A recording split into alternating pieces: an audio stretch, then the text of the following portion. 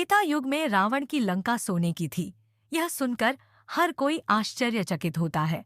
आखिर एक राज्य पूरा का पूरा सोने का कैसे हो सकता है? क्या यह किसी देवता का आशीर्वाद था या फिर रावण की असाधारण शक्ति का प्रमाण? इस रहस्य की शुरुआत होती है रावण के पूर्वजों से। कहा जाता है कि लंका का निर्माण स्वयं विश्वकर्मा ने किया था, जो देवताओं के प्रधान शिल्पकार थे। लेकिन यह सोने की कैसे बनी? क्या इसे देवताओं ने रावण को उपहार में दिया था या फिर इसके पीछे कोई और गूढ़ रहस्य छिपा था?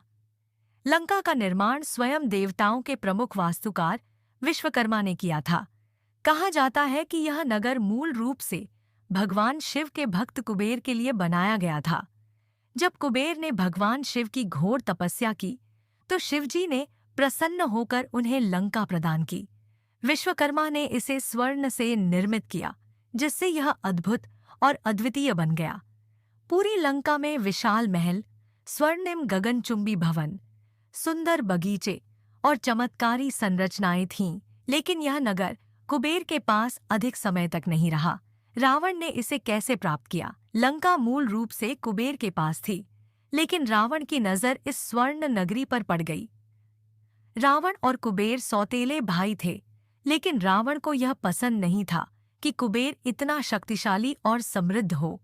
उसने कठोर तपस्या करके भगवान ब्रह्मा से कई वरदान प्राप्त किए और खुद को अजेय बना लिया। एक दिन रावण ने कुबेर को युद्ध के लिए ललकारा। अपनी शक्ति और मायावी सिद्धियों के बल पर उसने कुबेर को हराया और लंका पर कब्जा कर लिया। कुबेर पराजित होकर कैलाश पर्वत की ओर चले गए और वहां अपना नया निवास बनाया।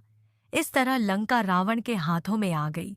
लेकिन लंका केवल सोने की नगरी नहीं थी, उसमें कई रहस्य छिपे थे। रावण द्वारा लंका पर कब्जा करने के बाद यह प्रश्न उठता है कि आखिर लंका इतनी चमकदार, स्वर्णिम और अद्भुत कैसे बनी? इसका रहस्य छिपा था विश्वकर्मा की दिव्य कला में। जब लंका का निर्माण हुआ था, तब विश्वकर्मा ने इसे शुद्ध सोने से बनाया था। पौराणिक कथाओं के अनुसार यह साधारण सोना नहीं था, बल्कि देवताओं के विशेष यज्ञों से उत्पन्न हुआ दिव्य स्वर्ण था, जिसे चिरस्थायी सोना कहा जाता था। यह न तो खराब होता था, न ही इसका रंग फीका पड़ता था। यही कारण था कि लंका सूर्य की भांति चमकती थी और दूर से ही इसका तेज लोगों को अचंभित कर देता था। लेकिन एक और रहस्य था। क्या लंका का यह सोना किसी विशेष कारण से चुना गया था? लंका केवल स्वर्ण से बनी एक भव्य नगरी नहीं थी, बल्कि इसके निर्माण के पीछे गूढ़ आध्यात्मिक और वैज्ञानिक रहस्य भी थे। कहा जाता है कि यह सोना आध्यात्मिक ऊर्जा से भरपूर था, क्योंकि इसे स्वयं विश्वकर्मा ने देवताओं के आशीर्वाद से तैयार किया था। इस स्वर्ण की विशेषता यह थी कि यह ध्यान और मंत्रों की शक्ति को अवशोषित कर सकता था, जिससे लंका में रहने वालों की ऊर्जा और शक्ति कई गुना बढ़ जाती थी। वहीं वैज्ञानिक दृष्टि से देखें तो सोना ऊष्मा और प्रकाश का सबसे अच्छा संवाहक होता है। लंका को इस तरह बनाया गया था कि सूर्य की किरणें पड़ते ही पूरा नगर प्रकाशित और ऊर्जा से भरपूर हो जाता था। यह तकनीक आधुनिक सौर ऊर्जा सिद्धांतों से मेल खाती है। लेकिन प्रश्न यह है कि क्या यह सोना रावण की शक्ति का कारण भी था? रावण केवल अपनी तपस्या और ब्रह्मा जी के वरदानों के कारण ही शक्तिशाली नहीं था, बल्कि लंका का चमत्कारी सोना भी उसकी शक्ति को बढ़ाने में महत्वपूर्ण भूमिका निभाता था। यह कहा जाता है कि लंका का सोना केवल साधारण धातु नहीं था, बल्कि इसमें ऐसी दिव्य ऊर्जा थी जो उसमें रहने वाले व्यक्ति की शक्ति, आयु और ज्ञान को बढ़ाती थी। पौराणिक कथाओं में उल्लेख मिलता है कि रावण ने लंका में कई यज्ञ और तंत्र क्रियाएं करवाईं, जिससे वह सोना एक ऊर्जा स्रोत की तरह काम करता था। इसके कारण लंका में रहने वाले राक्षस असाधारण बलशाली थे और वहां के वातावरण में एक रहस्यमयी शक्ति प्रवाहित होती थी। परंतु क्या इस दिव्य सोने के कारण रावण अजेय बन गया था? क्या कोई इसे जीत सकता था? लंका का सोना निश्चित रूप से रावण की शक्ति का एक महत्वपूर्ण स्रोत था, लेकिन यह उसे पूरी तरह अजेय नहीं बना सका।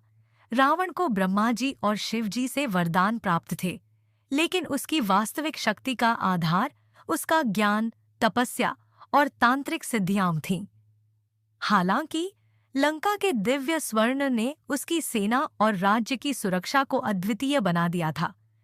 यह स्वर्ण महलों, मंदिरों और किलों में जड़ा हुआ था, जिससे लंका की दीवारें मायावी ऊर्जा से भर जाती थीं। कहा जाता है कि लंका के चारों ओर एक अदृश्य सुरक्षा कवच था, जो इसे बाहरी आक्रमणों से बचाता था। लेकिन फिर भी रामायण में लंका का अंत हुआ। तो क्या लंका के सोने की शक्ति राम के आगे असफल हो गई? लंका का सोना जितना शक्तिशाली और रहस्यमयी था, उतना ही भगवान राम की दिव्यता के आगे निष्प्रभावी हो गया। रामायण में उल्लेख मिलता है कि जब श्रीराम की सेना लंका पर आक्रमण करने आई, तब रावण को विश्वास था कि उसकी सोने से बनी अजेय नगरी और उसकी मायावी शक्तियां उसे विजयी बनाए रखेंगी। लेकिन राम केवल बल और शक्ति से नहीं, बल्कि धर्म और सत्य के प्रतीक थे। लंका का सोना राक्षसों को शक्ति जरूर देता था, लेकिन यह मर्यादा, धर्म और सत्य के आगे टिक नहीं सका। श्री राम के दिव्य अस्त्र शस्त्र, हनुमान जी की भक्ति और विभीषण की सहायता से लंका का स्वर्ण कवच धीरे धीरे निष्प्रभावी होता गया। जब राम ने रावण का वध किया, तो लंका का वैभव भी समाप्त होने लगा। परंतु क्या रावण की मृत्यु के बाद लंका का सोना बचा रहा, या उसका अंत भी हो गया? जब रावण का वध हुआ और श्रीराम ने लंका पर विजय प्राप्त की, तब यह प्रश्न उठता है कि लंका के सोने का क्या हुआ? क्या यह स्वर्ण नगरी वैसे ही बनी रही, या फिर इसका अंत हो गया? रामायण में उल्लेख मिलता है कि श्रीराम ने लंका का राज्य रावण के अनुज विभीषण को सौंप दिया। विभीषण एक धर्मपरायण राजा थे और उन्होंने लंका को अधर्म और तामसिक शक्तियों से मुक्त कर दिया। लेकिन एक रहस्य यह भी है कि लंका का दिव्य सोना धीरे धीरे अपनी चमक खोने लगा। माना जाता है कि रावण की तांत्रिक शक्तियों और यज्ञों से यह सोना अपनी ऊर्जा बनाए रखता था, लेकिन उसके नष्ट होते ही यह स्वर्ण सामान्य धातु में बदलने लगा। हालांकि कुछ मान्यताओं के अनुसार लंका का अधिकांश सोना समुद्र में समा गया और कुछ भाग विभीषण के शासन में बचा रहा। लेकिन क्या यह सोना आज भी कहीं अस्तित्व में है? यह प्रश्न अत्यंत रोचक और रहस्यमय है कि क्या त्रेता युग में रावण की स्वर्ण नगरी का कोई अंश आज भी अस्तित्व में है? यदि लंका पूरी तरह सोने की थी, तो उसका सोना आज कहाँ गया? कुछ मान्यताओं के अनुसार जब राम के हाथों रावण का अंत हुआ, तब लंका का वैभव भी धीरे धीरे समाप्त होने लगा। समुद्र के किनारे स्थित यह नगरी कालांतर में जल प्रलय और भौगोलिक परिवर्तनों के कारण डूब गई। कुछ पौराणिक कथाओं में यह भी कहा जाता है कि विभीषण ने धर्म को बनाए रखने के लिए लंका के अधिकतर सोने को समुद्र में प्रवाहित कर दिया, ताकि वह किसी दुष्ट शक्ति के हाथों न लगे। वहीं कुछ शोधकर्ताओं का मानना है कि श्रीलंका के कुछ प्राचीन खंडहरों और गुफाओं में इस दिव्य स्वर्ण के अवशेष मिल सकते हैं, लेकिन इसका कोई प्रत्यक्ष प्रमाण अब तक नहीं मिला है। परंतु क्या भविष्य में इस सोने की खोज संभव है? लंका के सोने की खोज आज भी एक रहस्य और आकर्षण का विषय बनी हुई है। आधुनिक पुरातत्वविद और शोधकर्ता श्रीलंका के प्राचीन खंडहरों, समुद्री तलहटी और पौराणिक स्थलों की जांच पड़ताल कर रहे हैं, ताकि इस दिव्य स्वर्ण के अस्तित्व का कोई प्रमाण मिल सके। कुछ विद्वानों का मानना है कि यदि लंका का स्वर्ण आज भी कहीं मौजूद है, तो वह या तो समुद्र में गहरे दब चुका है या फिर श्रीलंका के जंगलों और पर्वतों में छिपा हुआ है। हालांकि वैज्ञानिक रूप से इसे प्रमाणित करना कठिन है, क्योंकि हजारों वर्षों में भौगोलिक बदलाव और प्राकृतिक आपदाओं के कारण कई सभ्यताएं और उनके अवशेष नष्ट हो चुके हैं। इसके बावजूद पुराणों और महाकाव्यों में दर्ज लंका के स्वर्ण का रहस्य आज भी रोमांचक और रहस्यमय बना हुआ है। लेकिन क्या इस स्वर्ण का कोई आध्यात्मिक महत्व भी था? लंका का सोना सिर्फ भौतिक संपत्ति नहीं था, बल्कि इसका एक गहरा आध्यात्मिक महत्व भी था। यह केवल शक्ति और वैभव का प्रतीक नहीं था, बल्कि यह अहंकार और अधर्म की परीक्षा भी थी। रावण ने अपनी तपस्या और बल से इसे प्राप्त किया था, लेकिन उसका अहंकार और अधर्म ही उसकी सबसे बड़ी कमजोरी बन गया। लंका का सोना यह दर्शाता है कि भौतिक सुख और संपत्ति किसी भी व्यक्ति को अजेय नहीं बना सकती, अगर उसके साथ धर्म, सत्य और मर्यादा न हो। श्री राम ने लंका को जीतकर यह संदेश दिया कि सच्ची शक्ति धन में नहीं, बल्कि धर्म और सत्य के मार्ग पर चलने में होती है।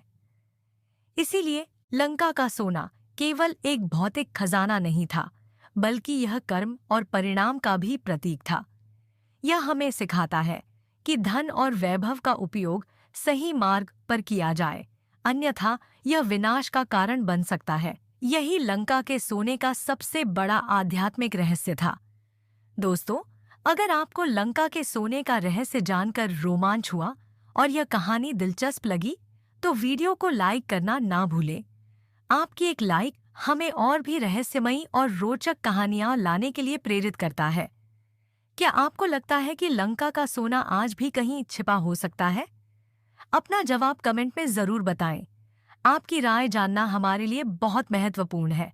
इस रहस्यमयी कहानी को अपने दोस्तों और परिवार के साथ शेयर करें, ताकि वे भी इस अद्भुत कथा के बारे में जान सकें।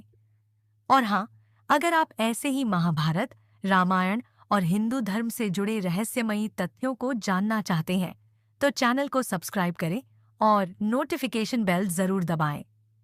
अगले वीडियो में मिलते हैं एक नए रहस्य के साथ। धन्यवाद।